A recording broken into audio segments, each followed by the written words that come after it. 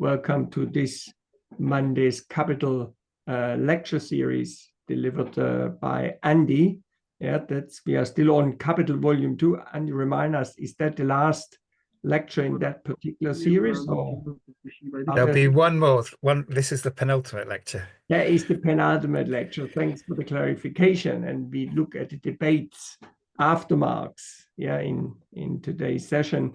And so we do it in the usual way, 50 minutes or a few more if you need for you, Andy, and then we still have ample time for questions and discussions. Yeah? Yeah. Okay, everyone?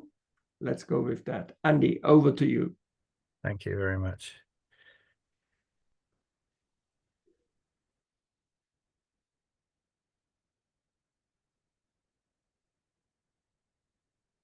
Okay, so yeah, this is the 9th of 10 lectures, and we're going to look at the debate after Marx on the departmental schemas, which is part 3 of volume 2, and how they were used as a sort of theoretical launching point to explain capitalist imperialism, especially the debate around Rosa Luxemburg's contribution. So this is what we'll cover today. It's quite a lot and we're slightly challenged on time. Some of the slides I will just mention and just they're available for sharing, and I won't read it all out, but the material will be there.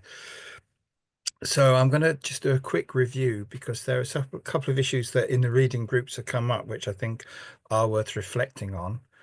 And in preparing for this, what I discovered is there's a lot more to sort of ground this discussion about Rosa Luxemburg's contribution. If we could take a step back, if you like, in time and go back to Marx and Lenin, and then Rosa Luxemburg and the responses to her. So that's the basic structure of it. What's very striking in the generation after Marx, so we're talking about the 1890s into the 1900s, is there was an acceleration of events without a doubt. I mean, we're talking about the First World War, the 2 revolutions in 1917 in Russia, and so the political economy was very close to different political positions that different Marxists took. And so I'll sort of comment on that, if like the political tendencies as well as the theoretical traditions. Also, I mean, it definitely is the case that Rosa Luxemburg's contribution has made a comeback in recent years, and so I'd like to make some sort of reflections on that as well.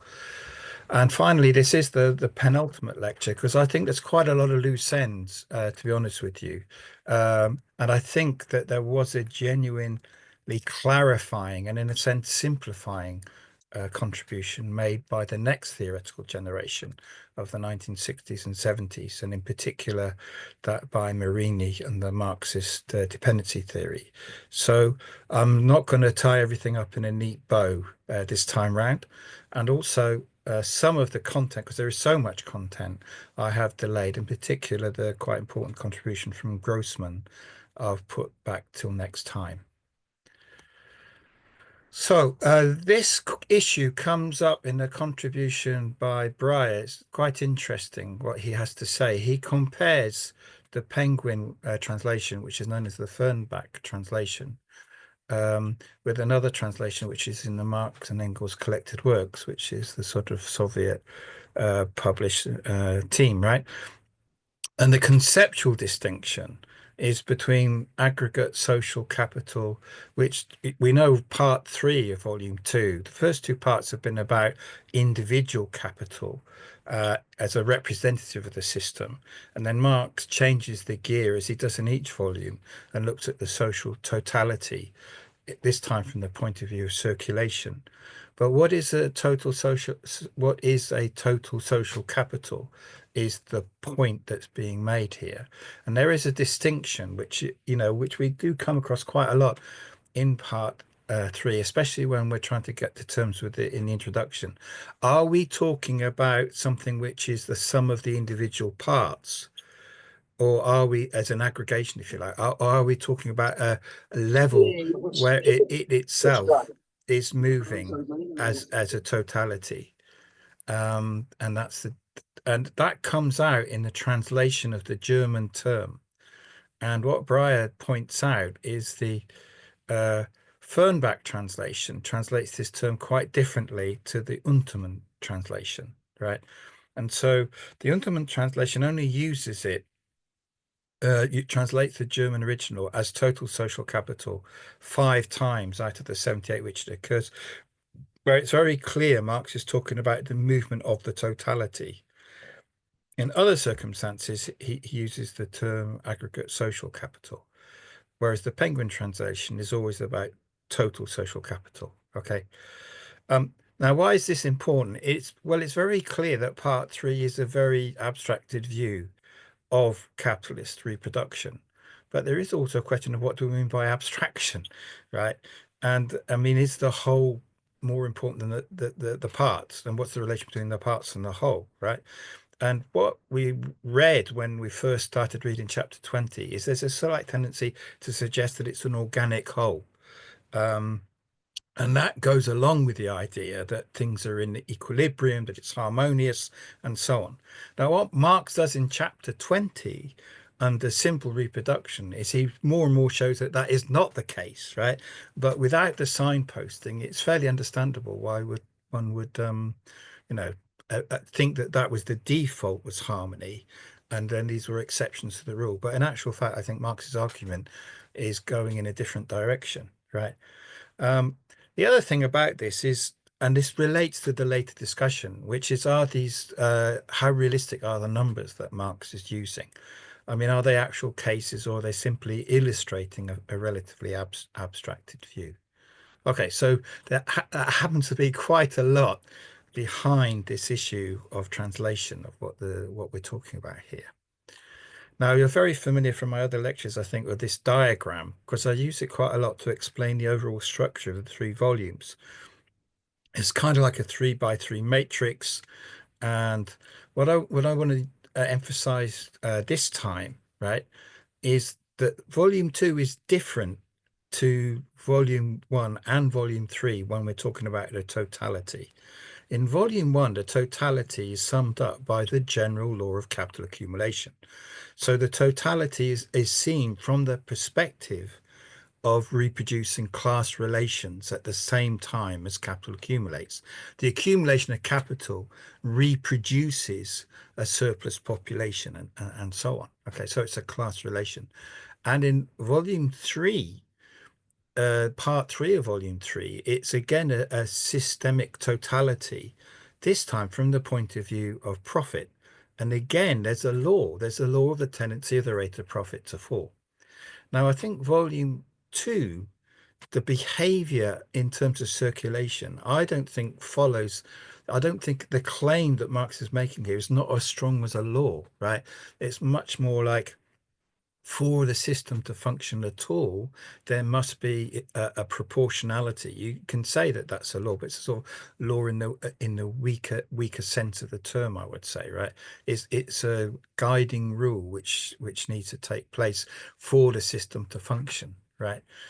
Okay, so why am I saying this? It's because the necessity is there in volumes 1 and 3, and there's much more room for interpretation about how this matters. And this matters when it comes to crisis. Okay, volume 3, part 3 ends with 2 words, hence crisis. So it's a very determined, it could be down to the editing, but the argument is there. It culminates in this idea of the necessity of a capitalist crisis, right? But volume 2's part 3 that we've been reading lacks this same determination of necessity of how the system will work. It could go one way, it could go another way. It's quite open, I think. There's a lot of potential contingency there, right? So in order to reach the categorical challenge, which Marx's argument is assembling bit by bit in his very patient sort of long distance way with which he writes Capital, the categorical challenge is not yet present in volume 2, is my point of view, right? We need to read and study volume 3 to really get to the categorical challenge. And this is connected with the movement from surplus value to profit. Marx has not yet, he's given us a lot of hints, a lot of indicators, but he's not yet explained profit as distinct from surplus value. And that's what he does in volume 3. And that's because the reason I'm saying we don't get the full determinacy here is because Marx's theory of crisis in volume 3 is that capitalist crisis come about due to crisis of profitability. Okay, so we're not there yet. This is a building block to get us there. The other reflection is just in reading chapter 21, which is the chapter on expanding reproduction. The first one is just the rule of proportionality changes. We've encountered this. It's no longer the case that the surplus plus the variable capital, i.e. the new value in means of production must equal the means of production that are invested next time round in Department 2, means of consumption. Marx says this can't be the case, and he works through an example where the inequality, he uses the numbers, the same illustration as he used for simple reproduction, and basically it doesn't work. So he changes the numbers. Now, this is not just an artificial trick by Marx. It's rather he's changing the point of starting point. He has to change the starting point because there's an expansion. And the expansion rule is a different rule of proportionality between the two departments. So, I mean, I was saying that this is Marx's sidestepping the problem. I don't think he is actually, but I don't think he fully spells out. He indicates a solution, but he doesn't fully spell out the different logic of here of capital in expansion rather than simple reproduction. I also think that having read it through again, it's pretty clear that chapter 21 is quite incomplete. I mean, if you think of all, not only there's the length of chapter 20 and all these sort of further, more advanced topics, but all the time he's introducing more aspects of the concrete reality, the different types of transaction, the way fixed capital and circulating capital operate is different and they move differently between the two departments. And that is an inherent sort of instability in the system. He actually does on the penultimate page and the last page, I think, just touch on the hoards and on the fixed and circulating capital, but in no way is it developed in the same sort of minute, meticulous, incredibly detailed way that he does in the other parts of this book, right? So what I'm trying to say is it's pretty clear that chapter 21 was quite initial in terms of what content could have come, right? So what you get is a similar situation where it appears to be more in potential equilibrium as it expands, then I think is justified. If you were to map some of the problems which Marx identifies for simple reproduction into expanded reproduction, and it will get even more complicated because it is more complicated. You can see it's not smooth run-ins. It won't be smooth run-ins at all, right? Okay. So there's a caveat also about part 3 overall, right? This is still circulation. It's it's a mechanical first rendering, right? And there's quite a lot that I think if you were to be true to well, it's interpretive point, right? It's my interpretation, right? If one is true to the spirit of what Marx is doing, you'd have to bring in these complications once again. Okay. My last point on chapter 21 is it is the fair comment that, I mean, if you want to get the general rule expressed, there are different ways of doing it. Marx uses his text and his accumulated illustrations. You can try to do it diagrammatically and you can do it with algebra. So what I'm trying to explain here is that there have been attempts from extending Marx to represent the proportionality rule for expanded reproduction algebraically. And so you can see highlighted in blue my statement of what I think that rule is. It's obviously based on Marx. It's not original. It's just my understanding of what Marx is telling us, right? Which is that the portion of department's new value product is either reinvested as an increase in variable capital, or there is some still spent on luxuries, and that must equal the expanded constant capital reproduced in Department 2. Okay.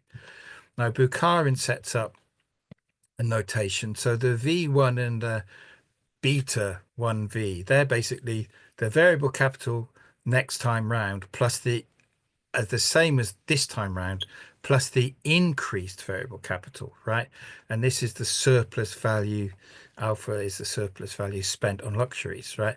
So the surplus value has now been divided, yeah, between expanding variable capital and also off here, but somewhere else, expanding constant capital and spent on luxuries. And that is all means of production, but it's exchanged. And what it's exchanged for must be the means of production that are also what it is sold, and that selling is what's here. It must be equal to the expanded means of production for the Department 2. Now, Marx does start to develop his own notation, but right towards the very end, okay, and I've extended it to take account in similar terms. And I introduced Fox's notation. Actually, although it looks very complicated, when you break it down, I think Fox's notation is the best because he distinguishes between the two parts that break down the surplus value. That part of surplus value, which is turned back into accumulation, there are two aspects to it, which is one is just the rate which is put into a capitalist enjoying luxury products and the rate which they reinvest. And then within that, the rate at which they reinvest is subdivided into how much is constant capital, extra constant capital, and how much is extra variable capital. So those are the two variables he's putting in there. Okay, so if we take Marx's worked example, this is the first one that works for him. Okay, and there's an equality here between the numbers. Work out that 1,600 is the equal amount. Okay, that's what would be put into expanded reproduction, for example, of Department 2 the following year. Constant capital. All right. There is a wrinkle in Marx's worked example, okay, and that is actually, if you look at this carefully, you'll notice that these two departments have got different organic compositions. The organic composition of Department 1 is, i.e., it's more capital intensive using layman's language than Department 2 is, right? 4-to-1 and 2-to-1. Now, that generates a slight wrinkle in Marx's worked example, which he didn't particularly solve. Okay, he just adjusted his example. But in actual fact, the later literature thinks this through better. And there is a question mark about how to explain accumulation between the two departments when they have different organic compositions of capital. And I'll come back to that. And Andy, could you go over those? This is a lecture. It's not a dialogue. Can you go on mute, please? Because we're recording. I will go over under questions.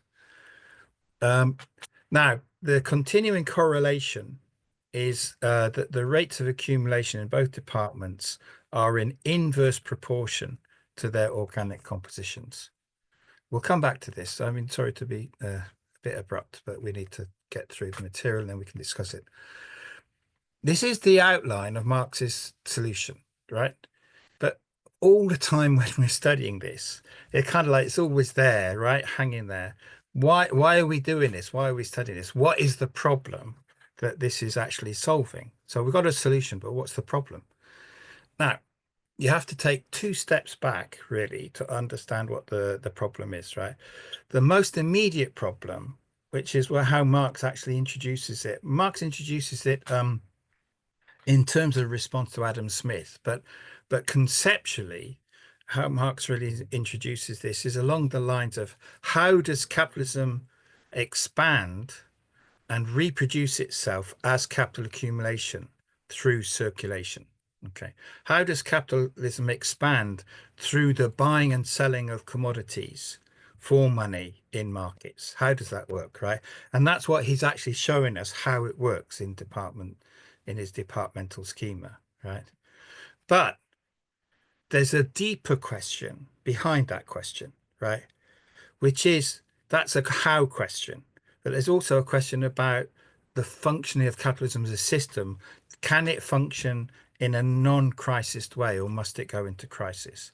And I'm saying that because I now want to change gear and go back to the sort of the deeper in theoretical inheritance before Marx, right? And this is where the politics and the political economy begin to merge, right? So Marx is wrestling this in the Grundrisse back in, it's an earlier 10 years before Capital. Many people see this as the first draft of Capital. And there's the debate is between two trends before Marx, right? And the first and better known trend is that of Ricardo and Say, and they represent a last word in bourgeois economics before Marx, basically, right? And they conceive of the system as what this is very Marxian, Hegelian Marx, if you like, terms, as the self-realization of capital. What does that mean? It means that there are no real barriers to the expansion of productive capital in circulation. Circulation does not, in its essentially does not provide an obstacle to the expansion of capital. They're very optimistic. They see the capitalist system as expanding unproblematically, and they don't see any necessity of the system going into crisis, right? So what we've got here is, and this is, I'm quoting Marx here in the Grundrisse, he's saying they have therefore grasped the positive essence of capital more correctly and deeply than those who, like Sismondi, emphasize the barriers of consumption, right? So it's all about, the Grundrisse is structured around the question of production and consumption. And Marx is saying, well, actually, Ricardo is right to say that production trumps consumption. Okay, if you like, correct? Okay. And that's its universal tendency. Consumption is a particular issue, but it's not the general issue of capitalism. Okay. Now, the qualification which you have to begin to understand, which Marx will put on this as we go through it, right, is the problem with Ricardo's universalism of the capitalist mode of production is that they don't see any necessity of crisis built into the nature of the system. There's no inbuilt necessary contradiction in the system, right? Now, a bit later on, a few years later, Marx has got a very detailed consideration of Sismondi. Now, Sismondi is a critic of capitalism, but still from a bourgeois point of view, if you accept that sort of contradiction, right? Okay. Sismondi recognizes that there are contradictions in capitalist production. And the principal contradiction that Sismondi speaks about is that the production of the commodities exceeds the capacity of workers to consume them. The workers do not have enough money to buy the commodities that have been produced. Okay. And he sees this as the main inevitable reason why the system will go into crisis. So crises are inevitable, right? So again, Marx has got a double sort of opinion about this, right? He likes the fact that Sismondi sees the inevitability of crisis, right? But he doesn't agree with the cause of the crisis. The nature of the contradiction that Sismondi sees is different to the nature of the contradiction that Marx begins to develop or is developing, especially around this time, right? There is another issue with Sismondi's view, right? Which is, as Marx comments, this is all me quoting Marx here, right? His view, which is known as the underconsumptionist view, was easily appropriated for completely reactionary purposes by Thomas Malthus. He says, well, if you want the system to work, then we're going to need to have somebody to consume all this excess commodity production. Hey, we got landlords. They can consume the excess commodity production and then everybody's going to be happy, right? So Malthus was a complete reactionary apologist for landlordism, but he actually bolted that reactionary position onto the theoretical argument, or the more theoretical argument, let's say, of Sismondi, which is the system produces more commodities than be consumed by the capitalist class and the working class. Okay, and that causes crisis. Now, at this time, Marx was still working out his theory of crisis. I mean, he had a very strong directional impulse that the crisis is inherent in the system, but actually articulating what that is, he really gets there around about 1863 and brings it all out in his subsequent work. Okay, so he's very much arguing against Ricardo, but also in a different sense against Sismondi as well. Okay, now this is important for everything that comes next. The other thing to note, just in terms of the sort of the generations of Marxists studying this stuff, is the Grundrisse wasn't actually published until about nearly 100 years after it was. There were only notes, right? They weren't published. And the notes on theories of surplus value were published by Kautsky, actually, in 1905 to 1910. There's 3 volumes of them. So the first 10 years or so after Engels' death, people didn't know about this. But then in this sort of few years just before the First World War, they did become known. And that just a sort of circumstance which is slightly relevant. Okay. This writer is a blog which I saw this blog just came out last week. Okay. 2 weeks ago now. And I think it's really good. This blog post, it's by, I think it's pseudonym Sam Williams in the States, right? And by coincidence, he returned to this debate, and I've just shown you his appreciation of the debate, right? About this possibility of a general glut of commodities. And again, I'm not going to read it all out, but you can see he's making the point exactly that I would make, that Malthus is able to take Sismondi's crisis theory, which is the underconsumption, right, and give it a reactionary twist. What I like about what Sam says is that there's also an element of truth to underconsumptionist position, right? I mean, Marx does not deny, on the contrary, he recognizes that under capitalist system, workers don't get to consume enough, right, to have a decent standard of living, right? Particularly in his time, when you talk about British workers in his time, right? But the issue is, why is that the case, right? And this is the repositioning of the problem by Marx, right? All the time he brings it back to, well, the reason is underlying everything is you got to look at why capitalists produce the commodities at all, right? They don't produce them for its own sake. It's not production for production's sake. It's to make a profit, right? And so you have to look at what will make the capitalist more profit as the guiding light as to how the system works. Okay. So Marx recognizes that the underconsumptionists have a point of view, but he sees the reason for the problem at a different level, if you like, right? Now, this has political consequences to this day, because underconsumptionists who aren't reactionary like Malthus, but who sort of have a common theoretical understanding, i.e. they're in favor of the working class, right, argue, and you will recognize this argument, I'm sure, to this day, that if wages are raised and if political action is taken, right, then you don't need to get rid of capitalism to come out of the crisis, right? You can solve the crisis simply if only capitalists would pay their workers more, that would solve the crisis, right? Marx didn't agree with that position, right? And if it were true, then you wouldn't need to be a revolutionary, okay, basically, because there'd always be a way to solve the crisis within the system, within the social relations of capitalism, right? So again, Williams' contribution, which I think I really encourage you to read it. I think he positioned it very well, actually, right? It comes back to the Ricardo Say tradition. Say is famous for sort of saying supply and demand will always equal out in the market, right? It's the belief in the market, basically. And this is the classical liberal economist answer, right? That markets are in automatic harmony. Now, I think you can begin to feel how all of this kind of pertains on the very, what's the word, technical departments of production discussion. And I try to bring the sort of broader political economy issues and the departments of production together. And it's not me who first brought them together. The first time these issues came together was in Russia in the late 19th century. And so what I'm going to do is to explain that context, and then I'll seek to explain the context of imperialism. And I can see we're challenged on time, but we'll do our best.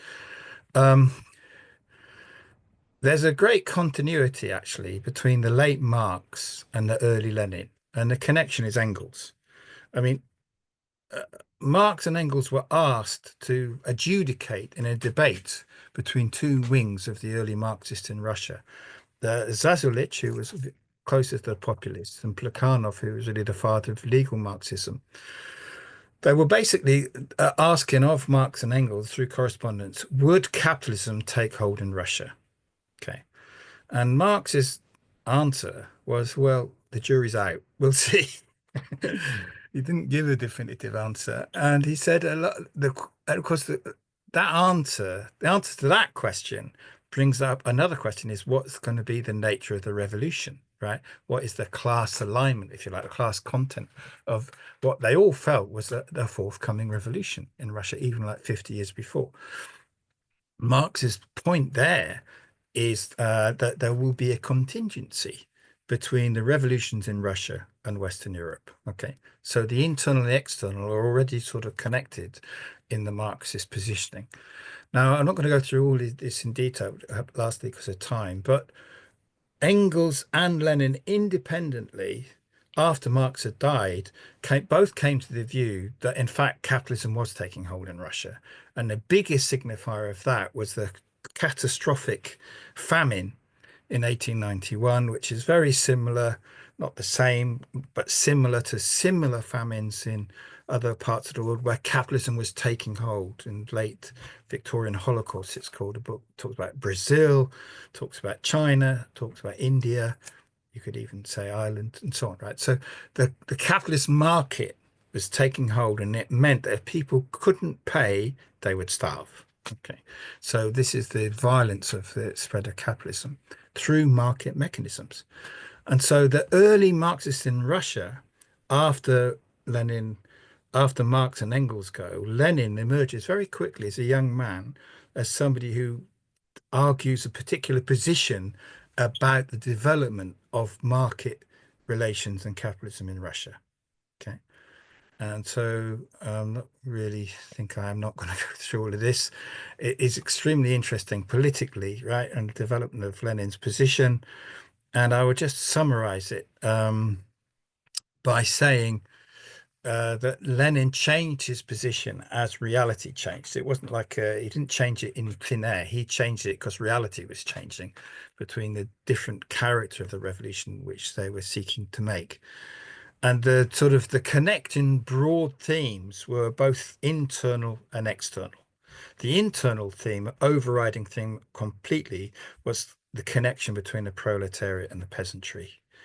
And the external theme, if you like, the international theme, was the question of how Western European capitalism was becoming more and more overtly imperialist. I mean, it always had been, but it began to fight over who gets to colonize peoples. So what's of interest is what's the movement between Lenin and Luxemburg, right? They both were politically converging against imperialism, but theoretically they took different paths. Luxemburg was the best of a very bad lot, as it turned out, which is Western European social democracy. Lenin didn't agree with Luxemburg's major work, 1913, but he definitely respected her. And I mean, I think that the respect was mutual, although there's some sort of like conflicting evidence on that, right? This one I'll explain more in the next slide, but they both had opinions about Germany and Russia. I mean, their weight was in different, their involvement was different in both cases, but Luxemburg knew a lot about Russia, and so, you know, expressed herself theoretically in relation to Russia as well, right? Lenin's position on Russia was very much in the development of capitalism in Russia, right? Which is that there is a extension of capitalist relations in the countryside and in industry, right?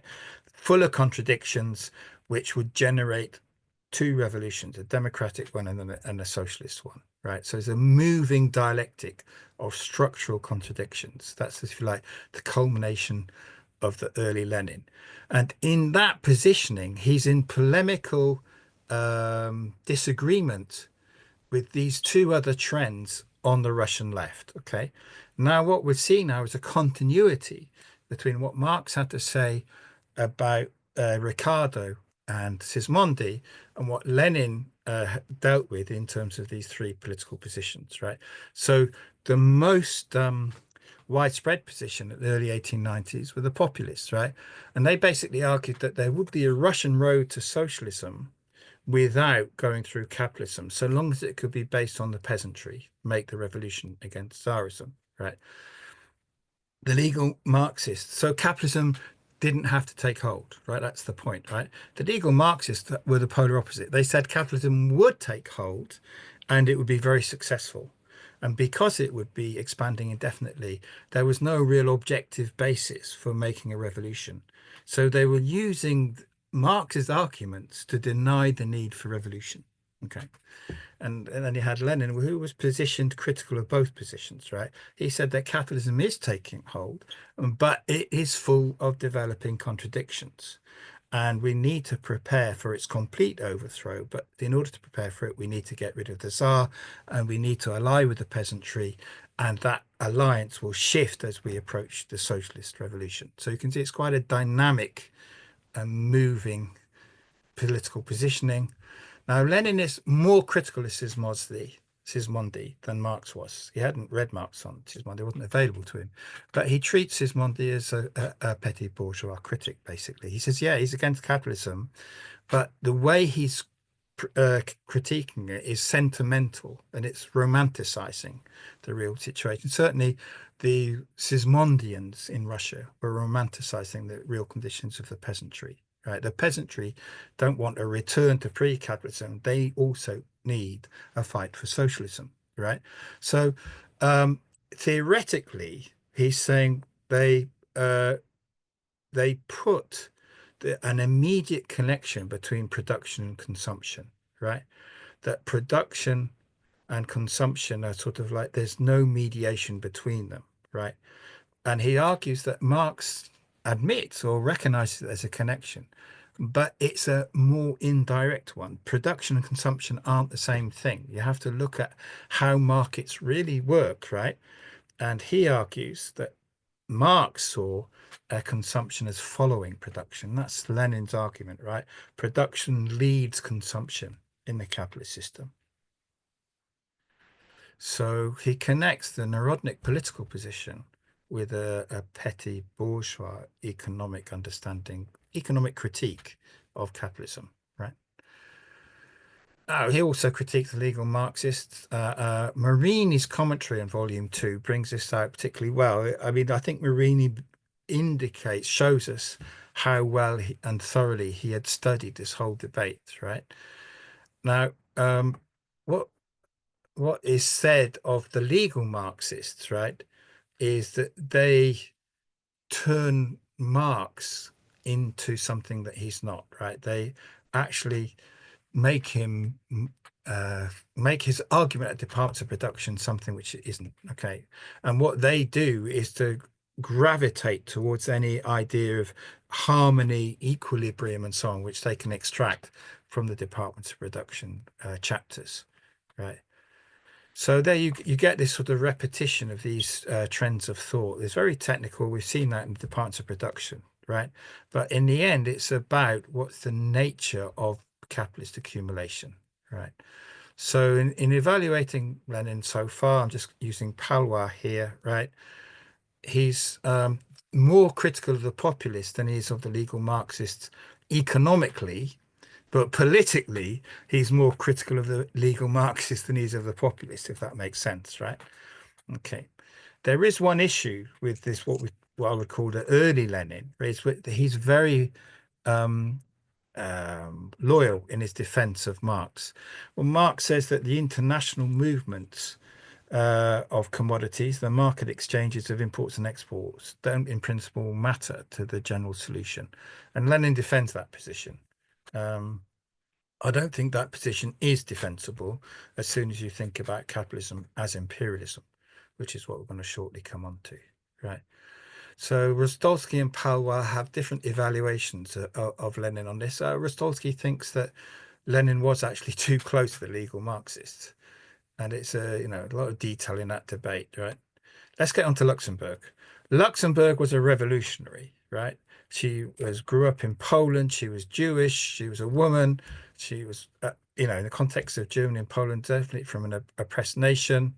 She came into prominence age in the late 20s when she wrote against an open reformism of Bernstein. She became quite a leading figure, educator, propagandist, I would say, in the German Social Democratic Party. She advocated mass action, spontaneous mass action, rather than political party organization. That would be interesting to discuss why that was. She was actually critical of the October Revolution, but the real point of connection with Lenin, of course, was her opposition to imperialism, in which she was, politically without fault, really. I mean, she spoke very firmly against the rise of German militarism. She proposed a motion in 1907, an international conference, the Second International, to take workers to take action against the war if the war broke out. German Social Democracy was the biggest party at the time. It split three ways, and the important middle position, which was led by Kautsky, became known as the pacifist center. So as well as the open right-wing opportunists who were basically embracing capitalism and imperialism, you had this sort of left social democratic center around Kautsky, who Luxemburg was much more resolute in her opposition to imperialism than Kautsky turned out to be. She had a political difference with Lenin on the right of nation self-determination. She didn't trust the national bourgeoisie. Lenin explains this in terms of her own particular experience of Poland. So there were differences, right? But in terms of opposition to imperialism and militarism, they very strongly coincided.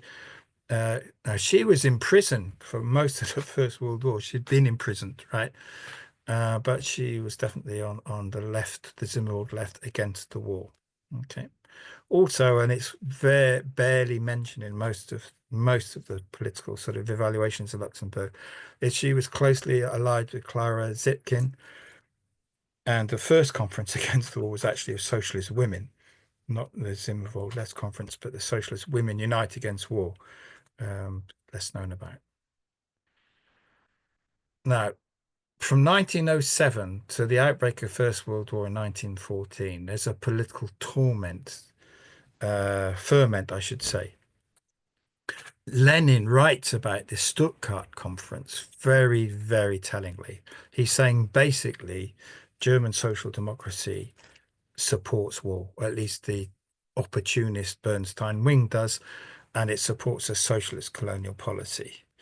Now, Sismondi comes back in because Marx quoted Sismondi as saying the proletarians of the ancient world, lived at the expense of society, whereas modern society lives at the expense of the proletarians. Okay, modern society lives at the proletarians. Now, Lenin cites this, right, and he says, aha, but when we're talking about not just capitalist society, but imperialist society, we have to ask the question, who are the proletarians at whose expense society lives off, right? And he really emphasizes that if you're looking at Britain and Western Europe, it's not only British workers and European workers. And Britain was the most sort of acute case, actually is to this day, where the bourgeoisie derived more profit from India than they did from British workers. Okay, and Lenin's pointing this out as the material objective basis for the sort of pro-imperial trend within social democracy. He says he hopes it's a temporary phenomenon. Turns out it's not so temporary, but he has a sort of note of optimism towards the end, which is sort of still an issue for us to this day. Okay, so that's Stuttgart 1907. All of this has run up. Now we come to the theories of imperialism. How did Marxist theorists use Marxist capital to explain imperialism? There were 4 generations. I am going to go through them quite quickly. Engels started the whole thing, right? He actually puts in a connection between volume 2 and volume 3, which is an addition to Marx, which is sort of, if you like, expressing something that was implicit in Marx. He makes it explicit, which is quite important. But in actual fact, more importantly, from this angle, he starts putting in additions to Marx's text. The difference between 1860s, early 1870s, and 1890s. Engels is saying, look at the cartels, look at the monopolies, look at the rise of the banks. And the very last thing he writes, you really need to look at the very last entry into volume 3 of Capital, right? Where Engels says, look at the expansion of imperialism, look at what Cecil Rhodes is doing, right? So things have changed again in the last generation. So this is Engels, not yet a theory of imperialism, but a major disposition to develop Marxist Capital to explain imperialism. Hilferdink and Luxemburg used different parts of the 3 volumes. Luxemburg's based on volume 2, Hilferdink's based on volume 3, especially on the organization of capital. That's Hilferdink's thing, really. Kautsky develops, we've read it already, but there's a section in volume 1 where Marx talks about industrial nations and agricultural nations. And Kautsky bases his theory of imperialism on that distinction. Bukharin uses another part of volume 3, which is the question of the tendency of the rate of profit to fall and what capital does to coolies, so-called, and Negroes, so-called. In other words, greater exploitation in the colonies. Lenin. What does Lenin do? Right. Well, we've already seen that Lenin had a very good knowledge of capital when he was writing about Russia. That is what I call the early Lenin. But what about when it comes to imperialism? Well, there's 2 major intellectual sources, which are the notebooks and his notebooks on philosophy. But you can't really tie Lenin down in the same way as these other classical writers about imperialism to any one section of Capital. It's very clear he's against Kautsky, and he makes that very clear, right? It's also quite clear that, like Hilferding, he's looking at the organization of capitalist entities, the banks, the trusts, and so on, right? He definitely is looking at that and seeking to develop a theory of it. But it's not a theoretical work. The only other clue I would say is just before the First World War, he publishes something about Marx's economic doctrine. And there, it's the theory of rent, which comes to the fore. So in any case, what you have is an overall reprocessing of Marx with this theoretical generation. Grossman, which we don't have time to look at, but we'll look up next time, is an interim generation. And then we have the generation of the 70s, which reworks the totality once again. And again, we'll look at that next time. So we won't look at that this time. Okay, Luxemburg. How does she explain modern imperialism? Well, this is the structure of a book. There's 3 major sections. So she starts off with her evaluation of Marx's departments of production. Then she does an extensive literature review, which I've briefly reviewed, the type of works I've already told you about. And then she looks at the current historical conditions, which gets much more concrete. And this is her basic argument. Capitalism has an inherent tendency to expand as it seeks non-capitalist societies that will buy its commodities. She writes very well, I think, for a European social democrat about slavery in the US South and about the exploitation of Africans in South Africa by the British. And she writes more about different imperialist mechanisms, right? So she's got quite a detailed evaluation and critique of these departments of production, especially the expanded reproduction, right? This is a summary of it from 2 authors.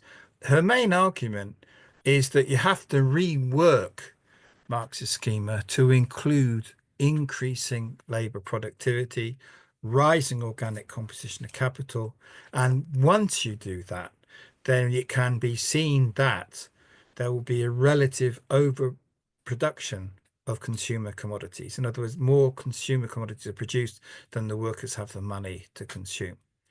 This is her interpretation of what's known as the realization problem, and it's couched in terms of where is the demand in the society to absorb this increase in consumer goods. Now, she's saying that under pure capitalism, it's not possible for all the surplus value to be accumulated. It's just impossible, right? So what you have to have is a way that capitalism has to find a way to find customers outside of capitalist society. Okay. So she's got a very extensive review of Sismondi. She's much more sympathetic to Sismondi than Lenin was. And she basically builds her theory on her positive appreciation of Sismondi. Okay. She mentions Lenin by name, or his pseudonym in actual fact, right? And he's basically saying Lenin's argument was that production will grow faster than consumption. And actually, that's probably true in Russia. But Luxemburg says that's a false argument, and it's the other way around. Consumption goods will grow faster, actually, and that's what generates imperialism, right? So there's lots of contradictions, both in Marx's departments. When she talks about contradictions, she's actually talking about shortcomings and inconsistencies. She's quite critical, right? The problem is with all of this, Luxemburg is piling more and more weight onto what the Department of Production can deliver, right? And she's not really, although she mentions profits quite a few times, right? She's really aware of the profit issue. She doesn't position her development from Marx on the question of profitability. She positions it on the question of these departments of production. Okay. So what you end up with some very good comments by Luxemburg about imperialism, which is definitely against all this imperialist expansion. But in my view, it's not theoretically integrated. I should have put this slide earlier. This is a summary of her position. Okay. So there needs to be classes outside the workers and capitalists to consume the commodities that workers don't have the money to buy. And because there aren't classes in capitalist society to do this, then there must be classes outside capitalist society, or societies outside capitalism, rather, to consume. She makes two other arguments. Let me just check on time. I'll go for about another 5 minutes. She makes two other arguments about money and about militarism. She looks at both these issues in terms of departments of production. And the effect of these is to shrink Department 1, which is part of her argument that there's more production of means of consumption than means of production, a tendency towards a disproportion, if you like. Okay. So she's got a broader critique of imperialism as well. Now, as soon as Luxemburg's book came out, everybody criticized it. And their political positions were, the basis of the criticism was quite different, right? So the right of the Socialist Party in Germany, they already supported imperialism, and so they didn't want any Marx whatsoever, right? Now the center, the Kautsky Center, Hilford and Kautsky and Bauer, they actually returned to the sort of what I call the legal Marxist argument. And they basically argued, Bauer was the most advanced for a long time, and then Kautsky made a similar argument. No, these departments of production show that capitalism can and will keep on expanding. Okay. Now, what does that mean? And this is the political point, right? The center and right wings had something in common, right? Which was that imperialism was not a necessary product of the capitalist system, but a particular policy that lobby pressure could change. Okay. So once again, there's no material objective basis of the necessity of revolution. And although Luxemburg can be, critiqued in one sense, politically, she never accepted this. And that was the whole point of her argument, to combat this position, that it's inherent in capitalism that it will be imperialist. Okay. And there was also a left critique, which is actually not so significant. Luxemburg responds to these points, okay, and yeah, she basically doubles down on the need to rework the second volume of Capital, right? And she claims, and this is where I do definitely disagree with her, that the second volume of Capital is where the totality is first expressed, which is not true. It's expressed in volume 1, and it's also not true that it's where Marx based its whole theory. It was a step in the development of his whole theory, I would say. So we're getting close to the end of my introduction, very long introduction. Bukharin is a very important figure in this discussion. He became really the leading theoretician of the Bolshevik or Communist Party by then in the mid-1920s. He's quite busy critiquing Trotsky at this time. So what you've got is a sort of he was known to be on the right of the Bolshevik Party. Theoretically, on these departments, he does take the matter forward. He introduces the algebra correctly for the first time, although they're not particularly user friendly. But if you can follow it, one does accept. I do accept that he's got that right. He's put in algebraic form for the first time the condition of proportionality in expanded reproduction. Okay. But there's really a political agenda, which is, they're arguing against the influence of Luxemburg in the German Communist Party. By this time, Luxemburg was assassinated, but she still had a lot of influence. Her ideas still had a lot of influence, right? And he does, again, the tone is quite harsh, I have to say, but the points themselves, theoretical points, do register. They're valid, right? Which is that Luxemburg argues that capitalism is a system of, in Marx's schema, capitalism is presented as a system where it's production for production's sake, right? And he says, well, that's not true. I mean, that's what's true of the legal Marxists, but it's not true of Marx, right? And I mean, he explains that in quite a detailed way. Okay. And the other thing is that he disagrees with the roots of imperialism being under consumption. And here he's very much closer to Lenin's position. He's inheriting now from Lenin's published work. He focuses much more on the question of the export of capital and the generation of surplus profits. Okay. He doesn't go much beyond that, but that point is a crucial one. It is a crucial one, right? Okay. Luxemburg was misused by Social Democrat Joan Robinson. In my view, she's also misused by David Harvey. I mean, she was for revolution, not reform, whereas definitely overtly Joan Robinson and a slightly more covertly David Harvey is for reform. Well, he's been quite open in the last couple of years, reform, not revolution. But the point about it is contingency. Imperialism is a policy. It doesn't necessarily flow from the essence of the capitalist mode of production itself. Rosa Luxemburg is very welcome return to influence and interest to this day. She had a surprising position on October 1917, to be honest with you, right? Which is she was against it. She was in prison. I think some of the biographies say she subsequently changed her view, but certainly her initial response was against it. And then you go back to, well, what's the relation between Luxemburg and Lenin in a way, right? And so I do come back to Lenin's defense of the Russian Revolution in October, right? But that's an interesting political endpoint. I will stop my my very long introduction now. You can see how the theory of departments of production gets mixed up very much with the politics, and I hope I wasn't too garbled about that. It's quite a complex story. Thank you very much, Andy. That was fascinating, not just on Marx itself, but all the kind